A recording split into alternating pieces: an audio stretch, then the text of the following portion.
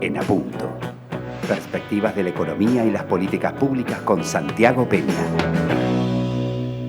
Señoras, señores, ministros Que salen. y ministros que vienen. Que llegan. Este es el estudio de televisión que tiene más ministros por metros cuadrados de la televisión latinoamericana. Yo tengo una primera pregunta. O sea, ¿cuál es? El señor Benigno López dijo que el mejor horario para hablar con Santi Peña es la tardecita. ¿Cuál es el mejor horario para hablar con Benigno López? La verdad que cualquier momento muy del bien. día. Cualquier Qué momento del día es diplomático siempre que es. propicio para hablar con Qué el rápido aprendió ministro de Hacienda. el oficio del periodismo. Sí, Sí. uno aprende rápido bueno. en este oficio, ¿verdad? Pero yo creo que lo que él más le sorprendió, y primero que nada, muy buenos días para la audiencia, los compañeros acá en la mesa, es de que el ministro se dio cuenta de que uno tiende a generar una adicción hacia esto de hablar en los medios de comunicación Sí. más allá del cargo, ¿verdad? Así que vos sos periodista, y sí, Te- bueno, te- tengo un tres- pequeño espacio donde Tres hablo de veces se quedó a políticas preguntarle. públicas. Y la tercera vez ya era una cuestión, che, yo no puedo hacer esto después también. Claro. Bueno, Y le ofrecimos- advertí que el periodismo es una vocación, o sea, que la remuneración no es realmente muy Claro, atractivo. Uno claro, tiene que claro. desarrollar una enorme vocación hacia el periodismo y buscar siempre la verdad. Muy bien, muy bien. ¿Cómo estás, Santi? ¿Cómo te va? Muy- ¿Cómo estás viendo cómo se recupera un gobierno económicamente después de tantos sopapos? A ver, yo creo que no podemos, después de todo lo que hemos hablado en las últimas semanas, de la preocupación que teníamos sobre la inestabilidad política, hoy no podemos dejar de mencionar de que la decisión que toma la Cámara de Diputados le da un balón de oxígeno súper importante al gobierno. Después de casi un año, en realidad un año y medio, el Partido Colorado vuelve a unir su fuerza, aquella fuerza que le permitió al gobierno llegar a ser gobierno, se vuelven a unir y con un mensaje muy claro. La responsabilidad de administrar es del presidente Mario Abdo Benítez. El Partido Colorado quiere apoyar la gestión y no quiere nada a cambio más que buenos resultados. Entonces yo creo que ese es un mensaje demasiado fuerte, no solamente para el Partido Colorado, sino para toda la ciudadanía, de que este gobierno tiene un mandato partidario, tiene un mandato nacional para que lleve adelante las políticas que necesita este país. Y bueno, yo creo que esto se ha combinado con una situación económica que no ha sido fácil. Se han combinado estos dos escenarios, el de las políticas públicas, las políticas económicas y la economía política, que es siempre el escenario necesario para que se pueda llevar adelante eso. Entonces, hoy se cerró ese capítulo de una historia que todavía tiene 4 años por delante y va a tener probablemente otros capítulos. Pero este capítulo está cerrado. Hay un mandato muy fuerte y yo creo que estamos todos expectantes de que esto se lleve a la práctica. Yo en algunos espacios he mencionado de que ahora hay que poner en agenda cuáles son las medidas concretas de corto plazo que le van a dar forma a ese acuerdo político, ¿verdad? Porque el acuerdo político está bien, estamos de acuerdo, pero ahora tenemos que mirar hacia adelante y decir, ok, medida concreta número 1. Yo pongo sobre la mesa en 10 días, el señor ministro de Hacienda tiene que presentar al Parlamento un presupuesto para el año 2020. Sabemos que este año no es fácil, no va a seguir siendo fácil de acá a fin de año, y el próximo año, más allá de que esperamos una recuperación de la agricultura, de la ganadería, tampoco es que vemos que va a haber manteca para tirar al techo, sigue Claro. siendo un año difícil. Entonces, nosotros tenemos como primera medida, digo nosotros, como analistas económicos, actores que estamos hoy desde fuera del sector público, proponer en esa agenda que haya una aprobación muy, pero muy rápida y, no quiero decir sin discusión, pero una discusión muy breve sobre el presupuesto para el 2020, que se apruebe y podamos ya empezar a mirar los otros temas. ¿Por qué digo esto? Porque ahora empieza una discusión que históricamente es como una agonía, 3 meses de idas y venidas en la discusión del presupuesto general de gasto para la nación. Cuando el ministro acaba de decir, no hay para distribuir, reconocemos de que hay enormes necesidades, pero no hay recursos para distribuir. Entonces yo creo que este apoyo político que le da al Partido Colorado, 43 diputados, como primera medida debería ser, señores, conformamos en la primera semana la comisión bicameral y aprobamos al libro cerrado el presupuesto para el 2020 y nos enfocamos a trabajar en otros temas en el ámbito legislativo, pero también el gobierno va a tener que trabajar en temas en materia microeconómica, porque ese es un tema central en toda la discusión. Nosotros hablamos muchas veces de los números macroeconómicos. Nosotros tenemos una inflación baja y estable. Tenemos un crecimiento que está siendo afectado este año por la agricultura y la ganadería, la generación de energía, pero tenemos un problema más grande que es el bolsillo de la gente hoy se está sintiendo de una manera mucho más importante. Claro. Entonces, ¿cómo podemos hacer medidas microeconómicas que permitan generar algún tipo de alivio? Por ejemplo, no sé, tiro alguna, revisar el precio del combustible. Bueno, Yo creo que esa es una medida microeconómica. Yo no sé los números, el gobierno sabrá mucho mejor, pero me gustaría escuchar de la presidenta de Petropar cómo está el margen hoy del combustible. Capaz que nos dicen, no, estamos empatando, no hay margen.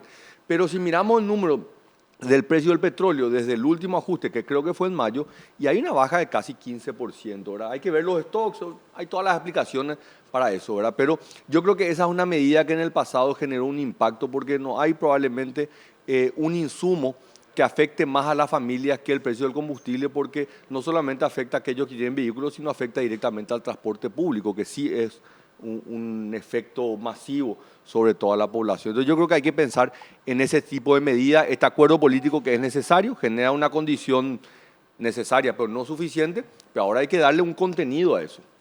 Contenido, perdón, Mike, contenido, Santiago, pero también, o sea, dentro del contenido viene, o para que haya contenido, debería también haber una reacción. O sea, está todo como, nos vendieron el cuento de que estaba todo supeditado al juicio político.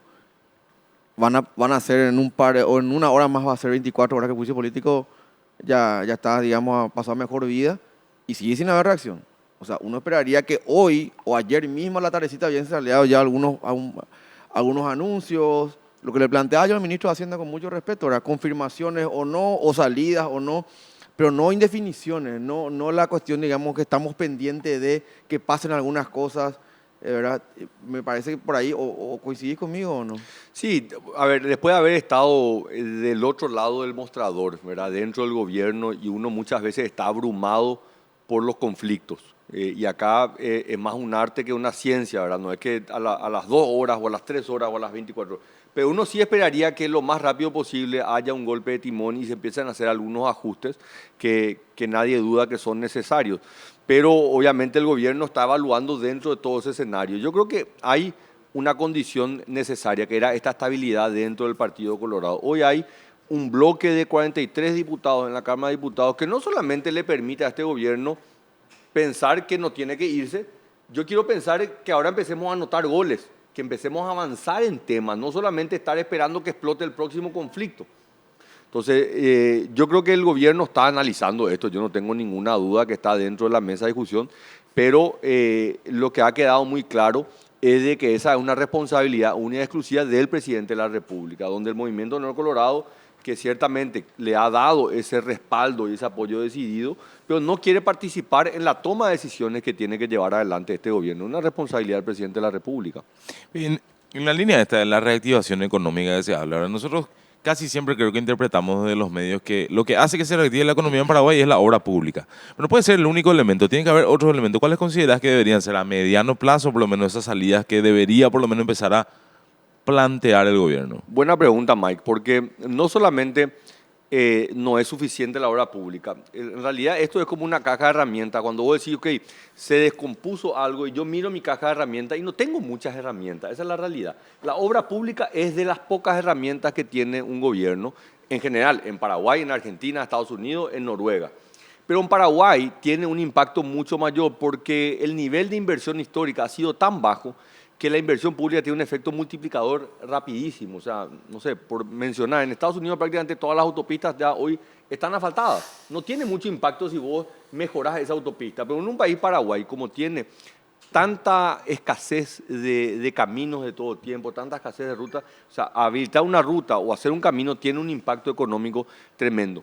Pero la obra pública es un porcentaje muy pequeño dentro de la inversión total de una economía. O sea, el Paraguay invierte cerca de 5.000 millones de dólares al año, en donde el sector público invierte cerca de 500, 600, 700 millones de dólares. O sea, en realidad, acá el que va a mover la economía es el sector privado. Ayer hubo un foro empresarial donde creo que el 100% de los gremios privados se sentaron a discutir y bueno, hacer un poco una reflexión sobre la situación económica y política del país, ¿verdad? Y ahí es importante definir, que ellos definan, que el sector privado defina, okay, cuál es la hoja de ruta que queremos. No queremos inestabilidad, pero ¿qué queremos? ¿Cuál es el sentido de dirección que tenemos que darle Ahora, a este país? Yo supongo Y ahí, que... pero Sí. para responder nomás la pregunta de Mike, yo creo que nosotros hoy tenemos que enfocarnos en medidas de tinte microeconómico, ¿verdad? Dinamizar el crédito es fundamental. Creo que hay todavía un problema de liquidez dentro del sistema financiero. Tenemos que tratar de que la liquidez fluya en mayor medida, ¿verdad? Y obviamente acá hay extremos. El presidente Trump hace 2 días vuelve a escribir un tuit bastante, hasta te diría, ofensivo hacia la Reserva Federal, hacia el presidente de la Reserva Federal de Estados Unidos, diciendo de que él es un freno para el desarrollo de la economía americana, porque no está bajando la tasa de interés. Yo creo que ese es un extremo, yo no estoy sugiriendo eso, pero uno esperaría de que hayan medidas que puedan ayudar a liberar más liquidez, porque si hay más liquidez, eso puede permitir también que el crédito fluya de una manera mucho más rápida. El Banco Central ha hecho mucho de esto, pero yo creo que hay todavía espacio para hacer más. Yo te había mencionado el tema del precio, no solamente aquello donde tiene un impacto tremendo de corto plazo como el precio de combustible.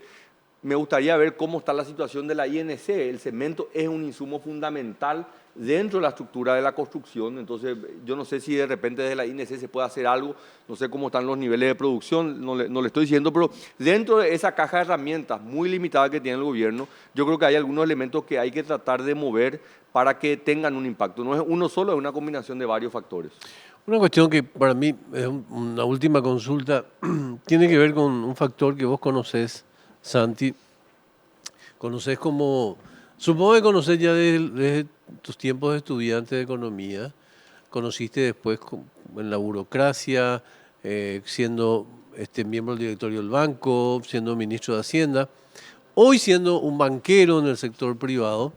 Conocés que hay un factor casi intangible que es fundamental en todo esto, como es la confianza, ¿verdad? ¿Cómo te parece qué dispositivos tiene que desencadenar el gobierno para recuperar la confianza? Ponele la crisis de marzo del 17 del gobierno al que perteneciste, ¿verdad? Era una crisis eminentemente política. Esta fue una crisis política que tuvo sus condimentos de negociación demasiado importantes. ¿Negociación de qué? De temas con implicancia económica, por ejemplo, energía. ¿Cómo haces para recuperar la confianza en vísperas a futuras negociaciones que tienen que ver literalmente con lo mismo? Sí. Excelente punto. Sí, yo siempre hago esa. Muy bueno, porque yo trato de ser muy cuidadoso con las cosas que digo, en el sentido de es fácil opinar desde afuera. Entonces yo siempre digo, tratemos de predicar con el ejemplo. Algo que ha funcionado muy bien, a mí me ha funcionado muy bien, es construir esa confianza en base al diálogo, ¿verdad? Cuando yo asumo como ministro de Hacienda, un tema fundamental para mí fue darle continuidad a la gestión que ya había iniciado el ministro anterior, Germán Rojas, pero también nutrirme la experiencia de otros ministros de Hacienda y era un espacio regular, lo hacía también con diferentes actores, analistas económicos. Yo creo que esa confianza se construye muchas veces a través del diálogo. Entonces, en Hacienda y en el Banco Central, esto fluye de manera muy natural. A lo largo de diferentes gobiernos y los años han hecho de que se generen espacios de diálogo con los gobiernos actuales, pero con quienes han estado en esos cargos también anteriormente. Yo creo que ese es el gran desafío que tiene esta administración, cómo generar ese diálogo en diferentes ámbitos, principalmente desde la Presidencia de la República. Por eso que este acto o estos eventos que han acontecido hace unos días, ¿verdad? Esta unión dentro de la bancada del Partido Colorado, que Dios quiera pueda culminar con un encuentro entre el presidente Horacio Cartes y el presidente Mario Abdo Benítez, yo creo que es fundamental, no por la relevancia política que tiene el presidente Horacio Cartes, sino en su carácter de expresidente de la República. ¿Y por qué no invitar a otros expresidentes de la República que puedan sentarse y puedan compartir un poco sobre los grandes desafíos que tiene este país, ¿verdad? Hoy tenemos, el expresidente Lugo es un actor importante en el Senado. Yo creo que algo puede colaborar en base a su experiencia de lo que le ha llevado, o el expresidente Juan Carlos Guasmosi, o el expresidente Raúl Cubas, que por más que estuvo en un periodo muy difícil, yo creo que es importante mostrar ese sentido de amplitud y acá no tenemos que tenerle miedo en sentarnos a la mesa con personas que pueden pensar de manera diferente a la nuestra. Absolutamente. Yo insisto esto con mucha fuerza en ámbitos como educación, agricultura, industria de comercio y obras públicas. Vos te pones a pensar, ¿vos viste en algún momento de este año de gestión que esos 4 ministerios se hayan reunido con los ministros anteriores? Y yo no puedo creer que una persona como Gustavo Leite, que estuvo 5 años como ministro de Industria, que para mí tuvo una gestión muy exitosa, no tenga absolutamente nada para poder colaborar con la ministra actual. O el ministro de Agricultura anterior, Juan Carlos Baruja, o el ministro de Obras Públicas, Ramón Jiménez Gaona, ¿verdad? O sea, yo creo que es importante tratar de derribar los mitos. Te puede gustar alguna obra que hizo, otra cosa que no, pero yo creo que tenemos que construir esa confianza. Esa confianza se construye desde el diálogo. Y con amplitud. Principalmente con aquellos sectores que vos crees que van a ser antagónicos. ¿Por qué Yo creo van a ser que el antagónicos? único ministerio que más o menos tiene una política de puertas abiertas así es Hacienda, justamente, ¿verdad? Hacienda y Banco Central también en gran medida. Sí. Yo creo que esos son espacios que, Bueno, que se han conquistado. Y así les va, mucho mejor que el resto de las políticas públicas.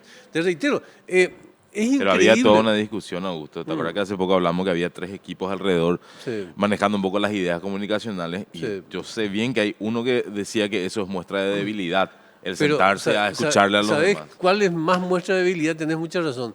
Es mucha más muestra de debilidad que no te juntes con, Claro, que estés con, solo con, en el con desierto. Soledad Núñez y vos no construyas una sola casa.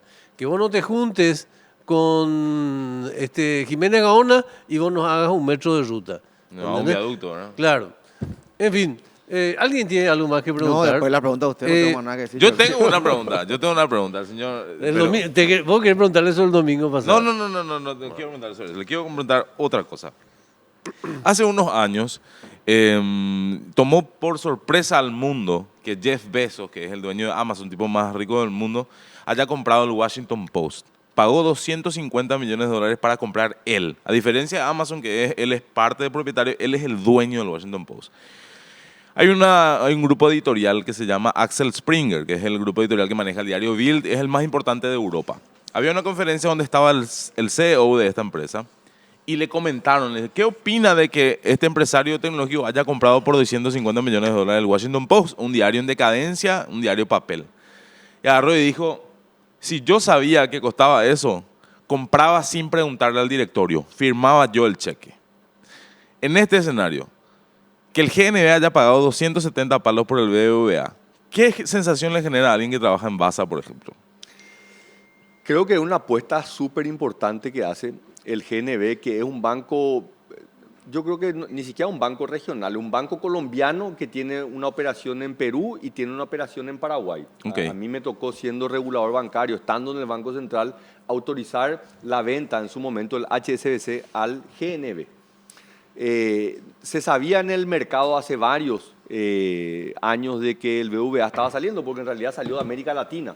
Había vendido la operación en Uruguay, había vendido la operación también en Perú, y era como una situación. Y ahí había siempre la disyuntiva, ¿quién iba a comprar? ¿Será que va a comprar un banco internacional o va a comprar un banco local?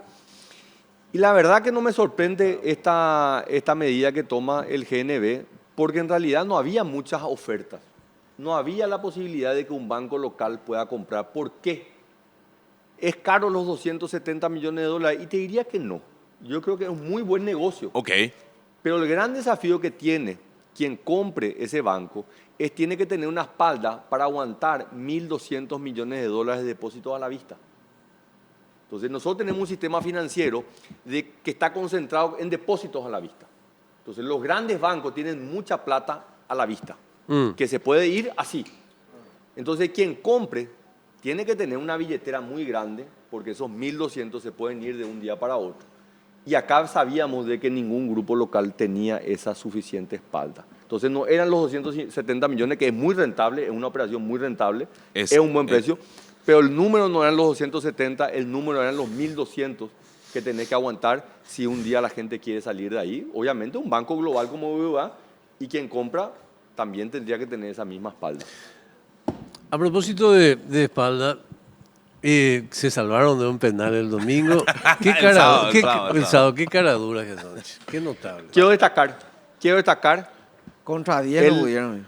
el evento deportivo, más allá del juego que no tengo los quilates para analizar.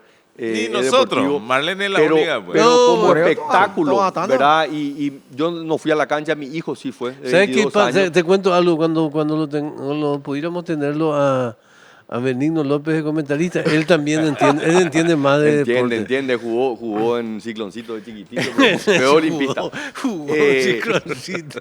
Pero lo que quiero decir Qué nomás es maldacia, que qué quiero maldacia. destacar, porque yo creo que es un tema demasiado importante y aunque no crean, no se imaginan cómo impacta en la economía. Seguro. Porque el de fútbol es uno de los pocos espectáculos que tienen las familias paraguayas. Y yo creo que tenemos que hacer un esfuerzo decidido para que crezca ese espectáculo, que crezca, que sea realmente una actividad familiar, que puedan ir las madres, los hijos, realmente todos puedan ir. Yo creo que quería destacar eso porque tiene un enorme impacto económico todos estos espectáculos deportivos. Bueno, muchas gracias, Santi. Un gusto. Hasta el próximo miércoles. Muchas gracias. El señor Santi Peña vuelve el próximo miércoles en Miércoles de Peña.